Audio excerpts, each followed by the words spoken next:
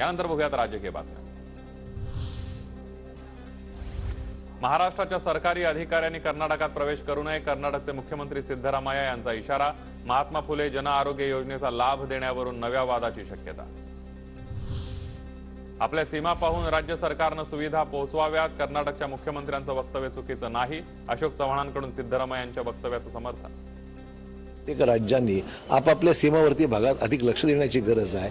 लोकांमध्ये दुर्लक्ष त्यांच्याकडे होण्याची भावना वाढत चालली आहे आणि त्यामुळे त्या राज्यांनी आपल्या सीमावर्ती भागात अधिक लक्ष द्यावं आणि ते काय त्यांनी जे वक्तव्य केलं कर्नाटकने काय चुकीचं नाही। शिवाजी महाराजांच्या राज्याभिषेकावेळी शंकराचार्य कुठे होते, तेव्हा गागा भट्टाला का यावं लागलं? राम मंदिर प्राणप्रतिष्ठेसाठी शास्त्राचा आधार देणाऱ्या शंकराचार्यांना प्रकाश आंबेडकरांचा सवाल। राज्याभिषेक होताना शंकराचार्य कुठे होते? शेवटी गागा भट्टाला निर्णय द्यावा लागला।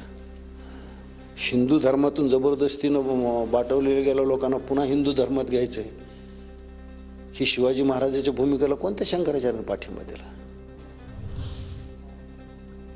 मोठी ऑफर आली तरी हिरळून जाणार नाही, केंद्रीय मंत्र्यांना भेटून काम करून घ्या, मध्यस्थ्याकडून केंद्रीय मंत्र्यांना भेटण्यासाठी निरोप। राजू शेट्टींचा मोठा गौप्यस्फोट। आल्या तरी सुद्धा त्याला विरघळून जाण्या इतपत मी काही लेचापेचा नाही आहे। कुणाशी संपर्क साधणं, कुणावर बोलणं किंवा चर्चा करणं हा प्रश्नच उद्भवत नाही आहे।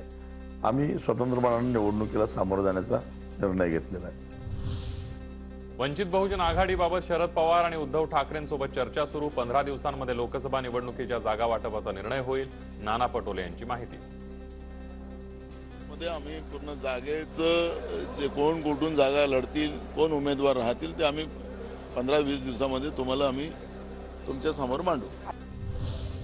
रामराजे नाईक निंबाळकर आणि उदयनराजेंमध्ये जवळीक वाढली, निंबाळकरांच्या घरी दोघांची भेट, स्थानिक राजकारणासंबंधी चर्चा झाल्याची माहिती।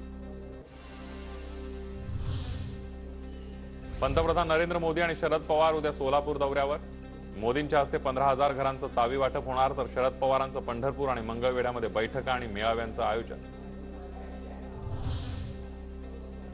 महाविकास आघाडीला 40 जागा मिळणार असा सर्वे असल्यानं भाजप घाबरली आहे, म्हणूनच मोदींचे महाराष्ट्र दौरे वाढले, त्यांना प्रचारक म्हणून यावं लागतंय। भाजपला उतरती का लागली, नाना पटोलेंचा मोदींच्या दौऱ्यावर निशाणा। फेब्रुवारीपासून शरद पवार लोकसभेच्या मैदानात बूथ प्लॅनिंग आणि प्रचाराची रणनीती आखणार, एका आठवड्यामध्ये 2 मतदारसंघांचा आढावा घेणार।